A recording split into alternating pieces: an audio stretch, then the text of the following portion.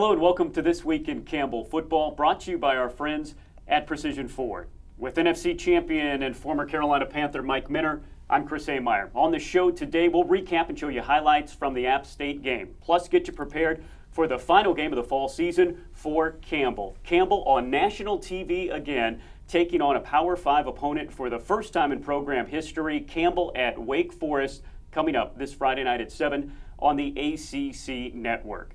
Coach, App State was ranked in the top 25 just 2 weeks ago. Your Camels went up the mountain, took on the Mountaineers, and had the lead for all but the final seconds of the first half.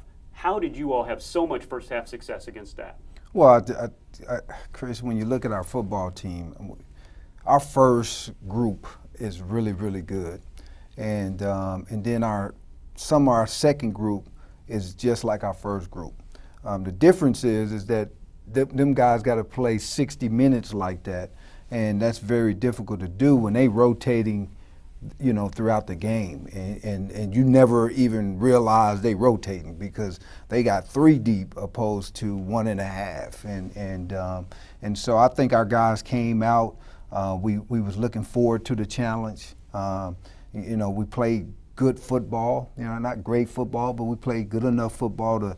We should have went into the halftime leading 13-10, really 14-10, missing the extra point. And so things like that is where we got to grow. You got to understand that the last 5 minutes in the first half is the most critical piece of a football game. And you have to, this is where great teams, they dominate that 5 minutes, and then they come out of halftime and they dominate the next 10 minutes of the third quarter. And that's what they did. And so that's the difference in the ball game when you talk about top 25 FBS football programs. They able to do that against lesser opponents. And so, but I'm proud of my guys of coming out and really won the first half.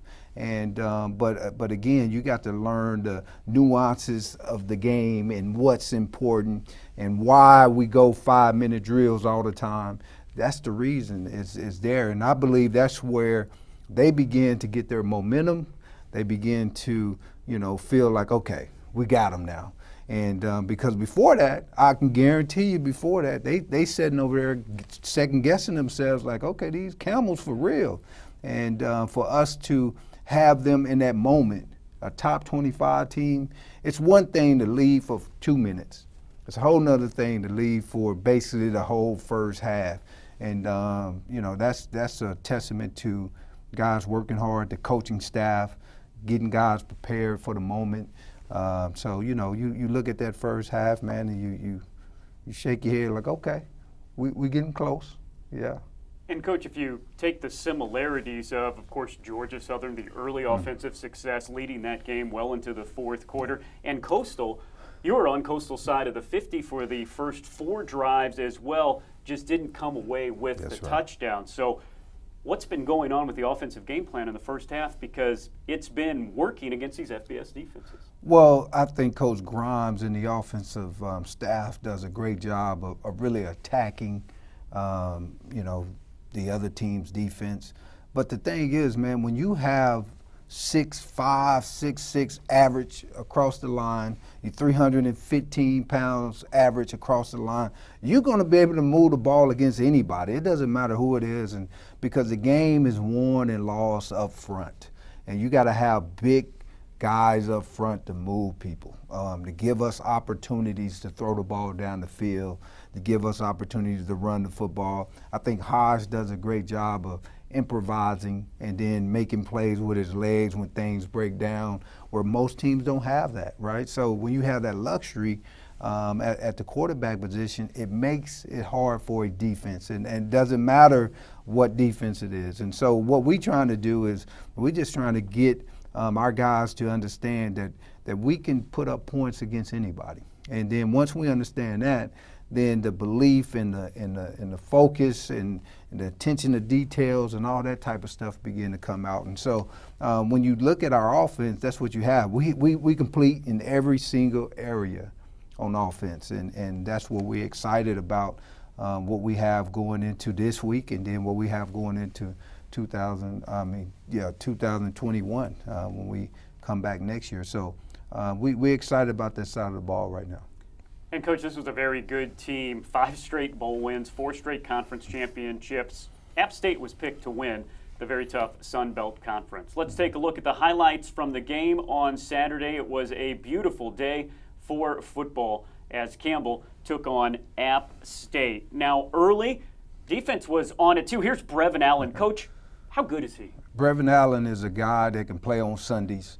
He has everything in the toolbox, and he's just going to continue to get better and better. It was a great game plan, mixing the pass and the run. Tight end Julian Hill with the catch, and then Coastal Carolina transfer Jai Williams. So many weapons on offense. Yes, and we got, 3 or 4 guys that's not even playing. Our best offensive player in Caleb Snead is not even suiting up, and so the weapons just keep coming and coming.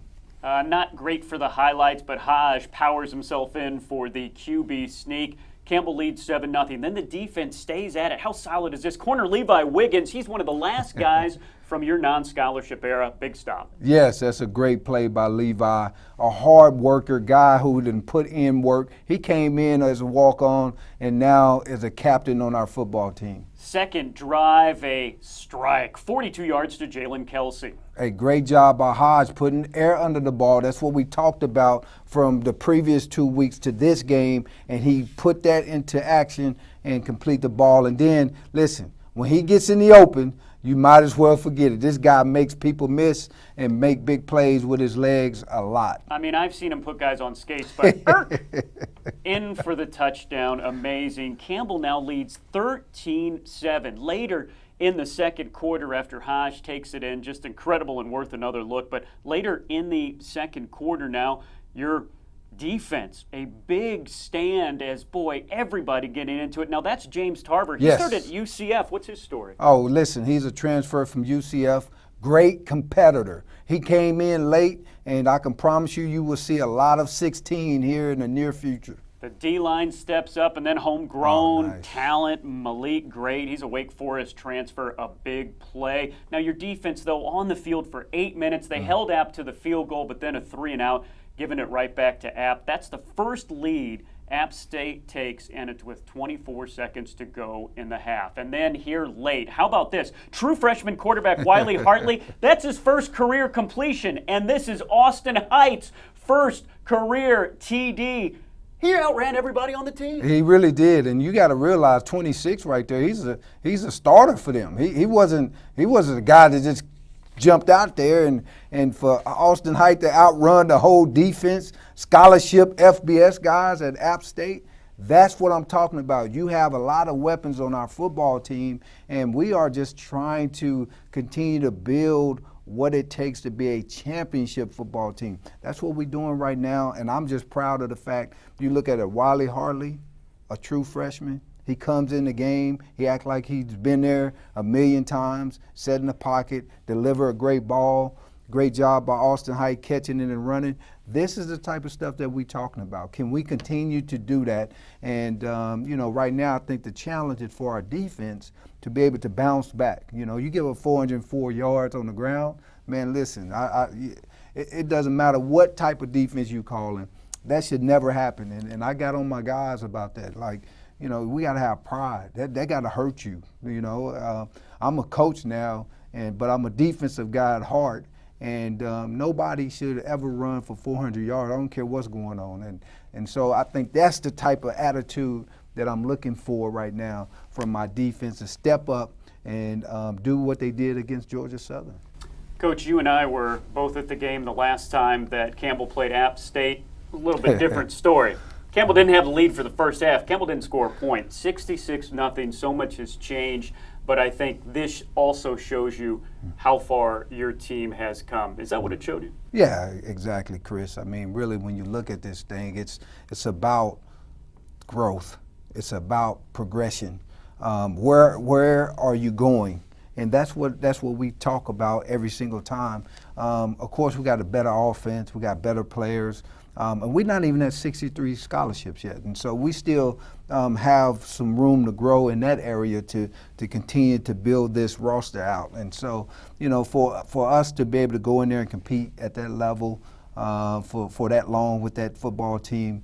You know, it's a great testament of, again, recruiting, the program, the support staff, everybody, the athletic trainers, you know, strength and conditioning, all that stuff plays a part into that. And then, of course, you cannot forget the guy who hired me, you know, former AD and Bob Roller, a guy that gave us everything to build where we at, right? This just didn't fall out the sky and just boom, here we go 8 years later. It's a lot of people that put a lot of hard work into this to get us to this point. And now we just got to take this momentum into Friday night and get ready for our first Power 5 opponent, and it's going to be fun. Well, Coach, let's talk about that. You continue the toughest non-conference schedule in FCS football history. I'm pretty confident with that now, as you will take on Wake Forest out of the ACC. If you lost track from Wake Forest of the last couple years, yeah, at the beginning of last decade, they weren't very good. Now they've had 4 straight winning seasons, gone to 4 straight bowl games. They're a tough team. Coach, a Power 5 opponent. It's FBS plus a little bit. Yeah. What's the game plan to try to slow down Wake? Well, you know, Coach Clausen, first of all, does a great job with Wake Forest and that program to be able to turn it into a winning program, because that's what it is right now. Of course, they trying to go to that next level, and that means they need to win their side of the division in the ACC so they can get into the ACC championship game. So, you know, compete with the Clemsons of the world, look like Miamis of the world, you know, that's where they trying to go. And so it's going to be a test of will. Can you stand there and fight for 60 minutes regardless of what you feel like, regardless of what you're hearing, regardless of what your mind is saying to you throughout that football game? You have to be willing to stand up and fight for 60 minutes. And really, that's the game plan. The game plan is to stay up for 60 minutes and fight and give all that you have regardless of what's going on. And the distractions in a football game is real. And can we block those distractions out to get ready for the next play? Line up for the next play and give all that you have. Okay, distractions come, block them out, do it again. Now, can you do that about 60 to 70 times in this football game? That's the test, and that's what we're looking for, and that's the game plan, and that's what we want to do. But this is a great football team. We haven't seen anything like this. They run the inside zone. They hand it to their running back, and he just kind of bounces in the backfield, and he doesn't go anywhere, and then boom, he's gone, right? And so we got to be patient. We got to stay at home, and we got to make sure that we see him and do our job. And if we do that on defense, that gives us an opportunity. Now, they're going to test us on the outside. They got a big, tall guy, receiver on the outside. I heard Coach talk about they need to connect on deep balls. So I'm sure the deep balls are coming. And so our corners and our DBs is going to get tested on the outside because we got to put so many people in the box to try to stop this running game. And the quarterback, number 10, he's a good one, man. He puts the ball right on the money. Kind of like a gunslinger type quarterback.